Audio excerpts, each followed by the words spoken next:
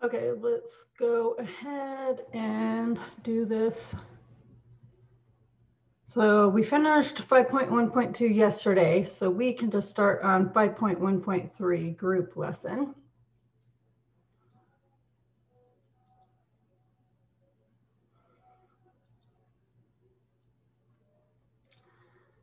And oh wait.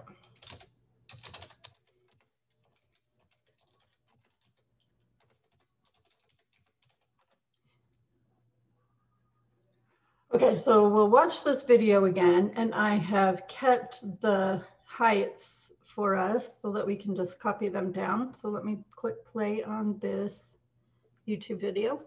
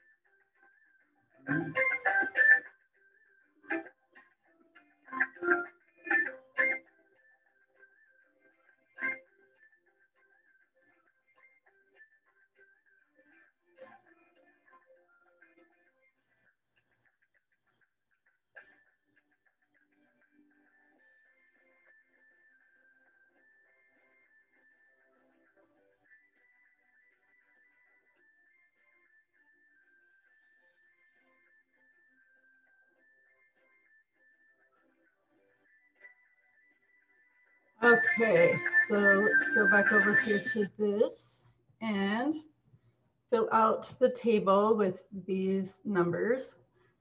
So X, the column X has the start height and column Y has the rebound height.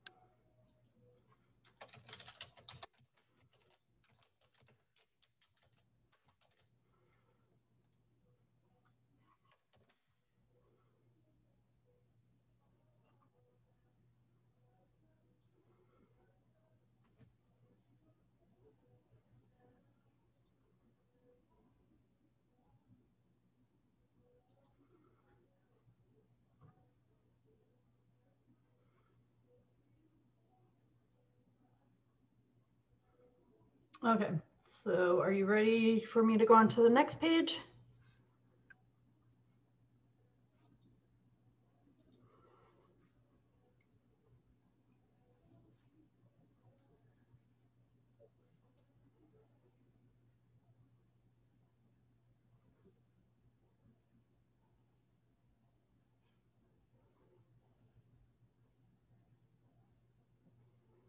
Okay, page 2.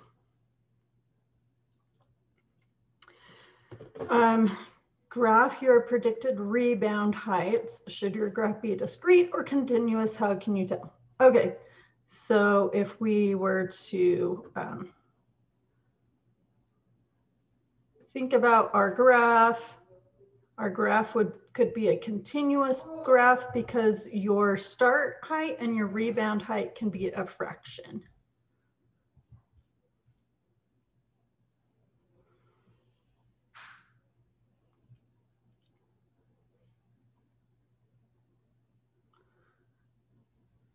Okay, page 3. So here is another video for us to watch. So this is where they didn't catch up, but they just let it keep going. And then they measured each of the heights, the rebound heights.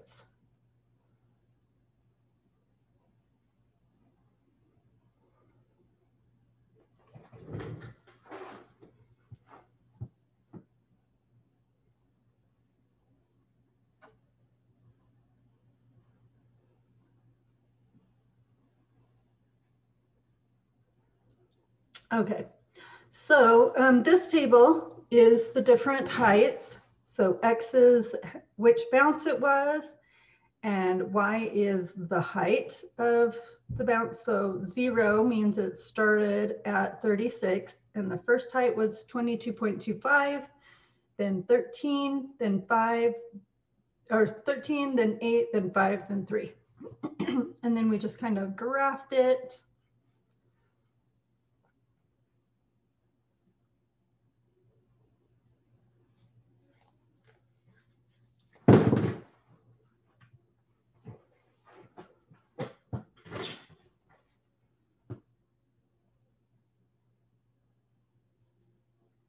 Okay, page 4. Let me know if I'm going too fast for you. Okay, if you continue to let your ball bounce uninterrupted, how high would the ball bounce after the 12th bounce? Would the ball ever stop bouncing? Explain your answers in terms of both your experimental data and your equation. So if we were to look at this, pull up our calculator, and the last inches that we had 3 inches. So we go 3 inches and we times it by 0.61. Because if we look over here, our ratio was 0.61 with all these numbers. If we were to put them into the calculator and go 22.25 divided by 36, 61.8. And then 13 divided by 22.25, we get 0.58. And then 8 divided by 13 is 0.61. 5 divided by 8 is 0.625. And 3 divided by 5 is 0.6. So the average that we get is 0.61. So we've got 5 bounces. We need to figure out how high it would bounce after 12 bounces. So we did 6, 7, 8, 9, 10, 11, 12, and then we kept going just to see would the ball ever stop bouncing. So after the 12th bounce, it would be at 0.1543. So we just said it's 0.15 after the 12th bounce. Then would the ball ever stop bouncing? Well, if we keep going and we keep multiplying all of our numbers by 0.61, it's never going to end up 0. It'll get smaller and smaller, but it will never end up 0. However, if we were doing this in the classroom, we would see that, yeah, our ball would stop bouncing. It would become stationary. Okay, page 5. All right, in page 5, what it says is Deshauna and her team gathered data for their ball and recorded it in the table shown at left. What is the rebound ratio for their ball? Okay, so when we typed in to the calculator all of our different drop heights and rebound heights, the ratio we got that was in the middle was 0.83. So we take the rebound height and we divide it by the drop height.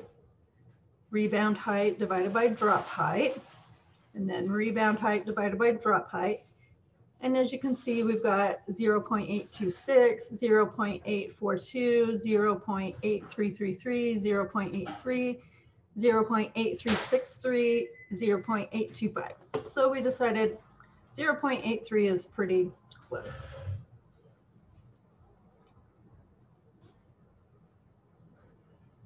Okay, page 6. Page 6 says, predict how high Deshauna's ball will rebound if it is dropped from 275 centimeters.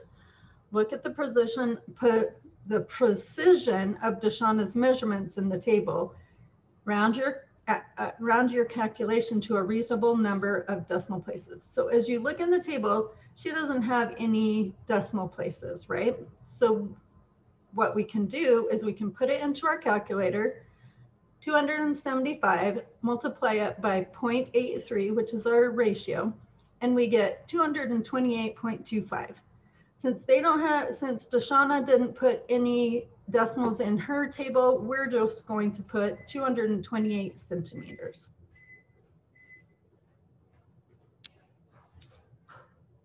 Okay, page 7. So page 7, we're using the same table and the same ratio.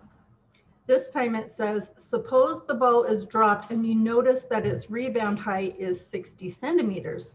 From what height was the ball dropped? Use an appropriate precision for your answer. Okay, so the answer we came up with was about 72 centimeters. Now, if you have the rebound height, but you need to know the start height, instead of multiplying it by the decimal, you need to, so in this one, if we multiplied it by the decimal, we would have gotten a smaller number. And we know that our rebound height is not going to be bigger than our start number. So instead of multiplying it by the ratio, we need to divide it by the ratio. And that's how we got 72.289, blah, blah, blah. And we decided that we could just round it down to about 72 centimeters.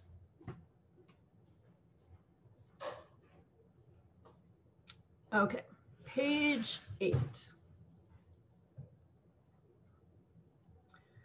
Suppose the ball is dropped from a window 200 meters up. So sometimes when you copy and paste, it won't bring the numbers over. So that's why it doesn't have how many meters.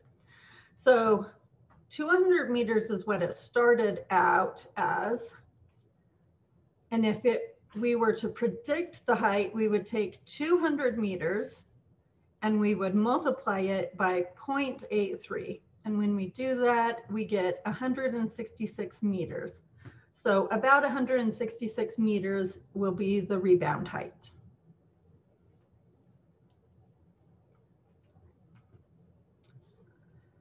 Okay, page 9. How high would the ball in part D rebound after the second bounce? Okay, so we were at 166 meters, so we do the same thing. We take 166 and we multiply it by 0.83, and we get 137.78. So this time we're going to round it up to 138 meters.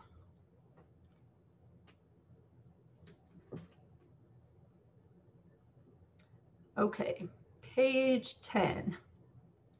Okay, page 10 says, tennis balls must rebound approximately 111 centimeters when dropped from 200 centimeters. Suppose you drop such a tennis ball from an initial height of 100 feet. How high would it rebound after the first bounce? Okay, so the first thing we need to do is figure out what our ratio is.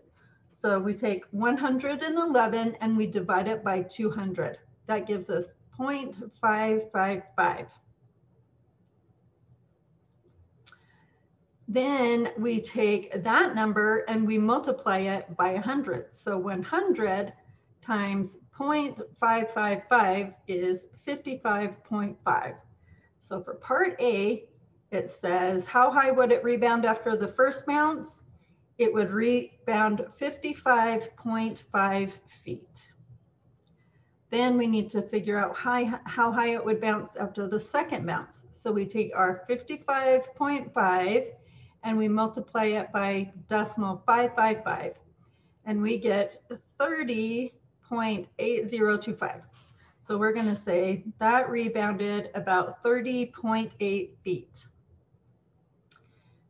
So that's the answer for part B. Part C says, how high would it rebound after the fifth bounce?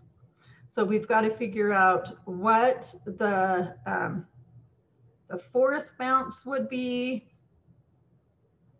what the third bounce would be, then what the fourth bounce would be, and then what the fifth bounce would be. Okay, so for the third bounce, we take 30.8 and multiply it by decimal 555 to get 17.094. So we can round that up to 17.1. We take 17.1, multiply that by decimal 555 to give us 9.4905. We are going to round that up to 9.5, and we'll go 9.5 times decimal 555 to give us 5.275. So we'll round that up to 5.3, and that is how high the rebound will be after the fifth bounce. Okay. And that is the end of today's lesson.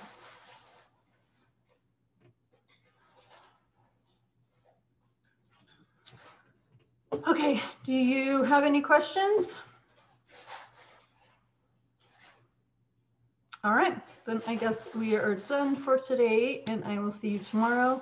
We've only got one more week of math class. It's going to be crazy not having you guys in math.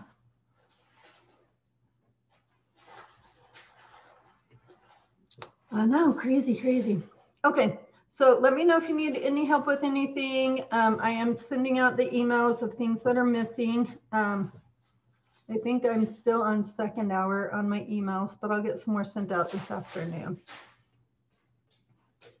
Okay, I will talk to you guys tomorrow. Have a great rest of your day. And Jackson, I'm going to post the video for this class